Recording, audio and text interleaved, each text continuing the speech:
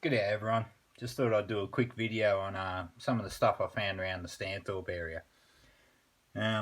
First lot of the quartz crystals you can see here, this batch of crystals, they're all from Swiper's Gully. You see there's AK variety, you get some nice sort of facet quality ones, even Herkimer diamond shape sort of stuff as well. So there's an alright variety at Swiper's, some of them are nice gem, but I was a bit lucky. I was probably one of the first people to get to Swiper's, and not that I did a huge amount of digging there, but I was able to pick a certain amount of these off the surface. I know it's had a fair bit of digging nowadays, but I'm sure that there's still some of these there somewhere. Down here's a couple of little tin crystals. They'll be common for anyone, any beginners that gets to Swiper's. You'll find these black, quite heavy crystals. Sometimes they'll have orange or red or yellows on them as well. This next batch here, these ones, they're all beryls from Swiper's Gully area. You can see here it's got the classic sort of beryl crystal shape about it and the right colours as well. One, not a great quality, but there are beryls there in the district. Next come a couple of little feldspar crystals, just so people know what to look for.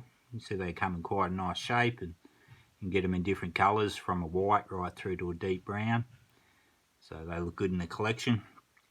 This is all the topaz, or not all of it, but some of my topaz from the area. A lot of the topaz from there will be more like these ones at the end. Flawed, included, just not great quality topaz, but there are good crystals there. As you can see, there's some nicer shaped little crystals, and I have cut some good gems from Swiper's. So they are there if you're prepared to put in the time. Righto, this lot here, all these water-worn ones, you can see even a little amethyst down the end there. They came out of a reasonable sized creek. You can see they've tumbled a fair way. I'm not going to tell people exactly where these are, because that's the sort of topaz I was getting from exactly the same spot. You can see these big quartz balls. The reason I've kept all them is because they are actually facet quality. You can see they're quite clear. Not that I'll probably ever cut a quartz that size, because that's a fair contract, but it's good to have them around. You can see there's one there I actually started, but it was full of hematite inclusions. They kept falling out and scratching the gem as I was trying to polish it, so that's as far as it got. So you can see the topaz from there is quite a nice size, and you can see it's a better quality. The reason for that is it's been down a creek.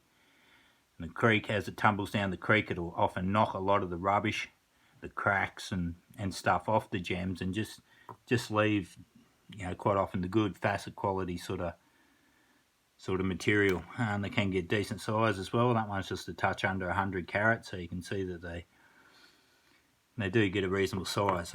They all came from about 4 foot down though, so you got to drop a reasonable hole when you're on a good sized creek and get down to the clay level or bedrock or somewhere where the topaz can't sink any deeper. This last lot here is just a batch of crystals that I found in some old tin diggings on the side of a hill way out in the bush.